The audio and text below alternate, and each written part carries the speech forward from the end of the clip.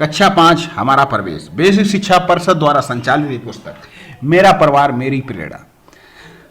साथियों, पाठ को प्रारंभ करूं उससे पहले आपसे निवेदन करूंगा कि आप चैनल पर अगर पहली बार हैं तो आप चैनल से जुड़ जाएं, चैनल को सब्सक्राइब कर लें, घंटी का बटन भी दबा दें, क्योंकि यहाँ पर आपके घर में आपके बड़े भाई बहन, छोटे भाई बहन जो भी हैं, यहाँ पर आपको कक्षा 1 से लेकर सभी पुस्तकों के पाठ और कविताएं पढ़ने को मिलेगी। तो आप चैनल से जुड़ जाएं।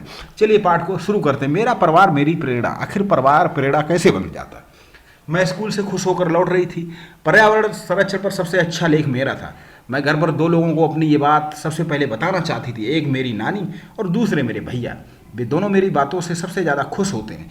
मेरी नानी मेरे बारे में सुनने को हमेशा उत्सुक रहती हैं। भैया से मुझे हमेशा प्रेरणा मिलती है। नानी के घर में उनके देखभाल करने वाला कोई नहीं है। भैया की बात मानकर नानी अब हमारे साथ ही रहती।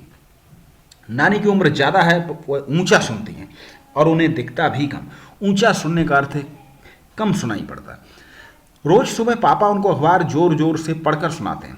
इस उम्र में भी नानी तरह तरह के पकवान बनाती हैं। वो बाटी चोखा भी बहुत अच्छा बनाती हैं। माँ ने उन्हीं से बनाना सीखा। माँ आज भी नानी से पकवान को बनाने के बारे में पूछती रहती हैं।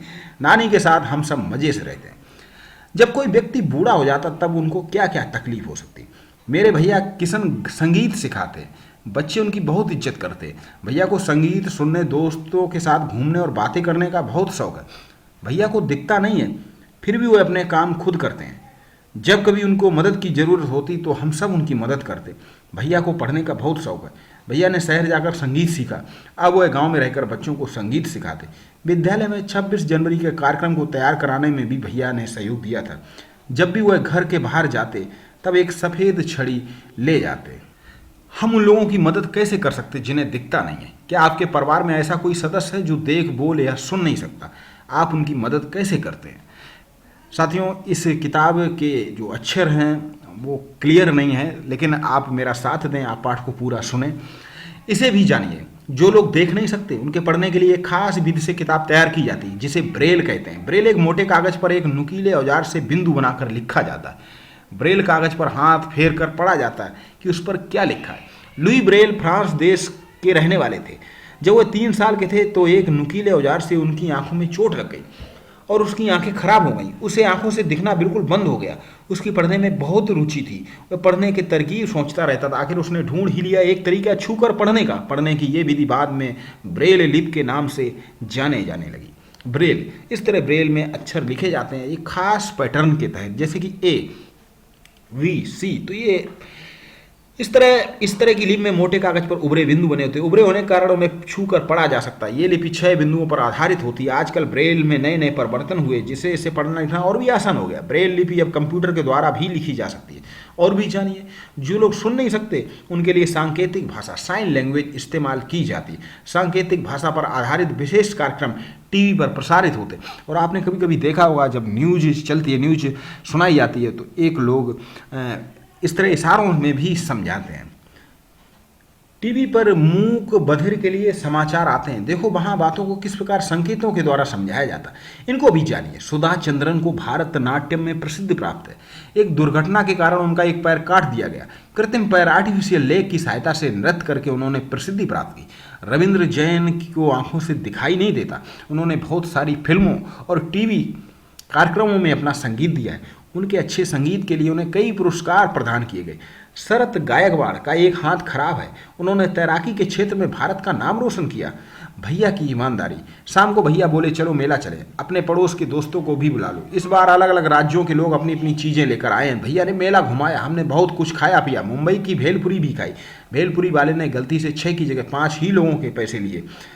हमने सोचा चलो पैसे बच गए, पर भैया ने हिसाब लगाया और भेलपुरी वाले को काफ़ी बाकी पैसे दिए। हम आपस में खुसर पुसर कर रहे थे। भैया ने समझाया, नहीं अंजू, हमें किसी को नुकसान नहीं पहुंचाना चाहिए।